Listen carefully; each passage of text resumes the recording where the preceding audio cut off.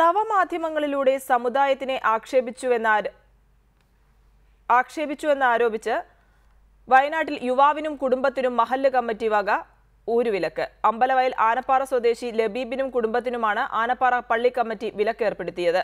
നിയമസഭാ തെരഞ്ഞെടുപ്പിനിടെ CPIM പ്രവർത്തകനായ ലബീബ് ലീഗിനെതിരെ പ്രചരിപ്പിച്ച ചിത്രം സമുദായത്തിനു നിരക്കാത്തതാണെന്ന് ആരോപിച്ചാണ് വിലക്ക്.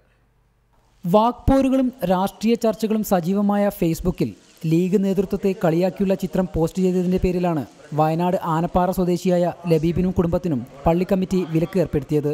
CPIM പ്രവർത്തകനായ ലബീബ് നിയമസഭാ തെരഞ്ഞെടുപ്പിന്റെ വോട്ടെടുപ്പ് ദിവസം ലീഗ് BJP സഖ്യത്തെ കളിയാക്കിക്കൊണ്ട് തനിക്ക് ലഭിച്ച ചിത്രം ഫേസ്ബുക്കിൽ പോസ്റ്റ് ചെയ്തിരുന്നു. ഇത് സമുദായത്തിനെ ആക്ഷേപിക്കുന്നതാണെന്ന് ആരോപിച്ചായിരുന്നു വിലക്ക്.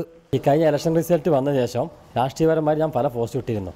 അതിൽ തങ്ങളൊരു ഫോട്ടോ ഇട്ടിരുന്നു. അതായത് വോട്ട് കൈമാറി കോലീബി സഖ്യത്തിൻ്റെ ഒരു ഫോട്ടോ ഇട്ടിരുന്നത്. അത് ഞാൻ 2-3 വർഷമായിട്ട് ഇത് സൈബർ പോരാളി അംഗമാണ്. നിരന്തരം പോസ്റ്റ് ഇടാറുണ്ട്. തങ്ങൾമാർക്കെതിരും അന്നത്തെ രാഷ്ട്രീയ സാഹചര്യം പോസ്റ്റ് ഇടാറുണ്ട്.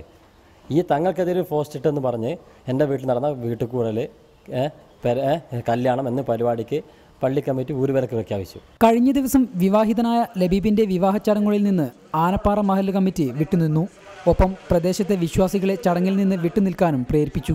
രാഷ്ട്രീയ വിരോധം തീർക്കാൻ സമുദായത്തിനെ കൂട്ടുപിടിച്ച് പള്ളി കമ്മിറ്റിയിലെ ചിലർ ഏകപക്ഷീയമായി തീരുമാനമെടുക്കുകയായിരുന്നുവെന്ന് ലബീബിന്റെ പിതാവ് മൊയ്തീൻകുട്ടി ആരോപിച്ചു. സാധാരണ ഒരു കത്ത് കൊടുക്കാറുണ്ട്. ഞാൻ സെക്രട്ടറി ആയ നിലക്ക് എനിക്ക് ഈ സംഘത്തിൻ്റെ നിയമാവലിയും ഭരണഘടനയും അറിയാവുന്നതാണ്. കാരണം ഒരു വിശദീകരണ നോട്ടീസെങ്കിലും കൊടുക്കണം. ഇതുകൂടി കൊടുക്കാതെയാണ് ഇത് തന്നിരിക്കുന്നത്.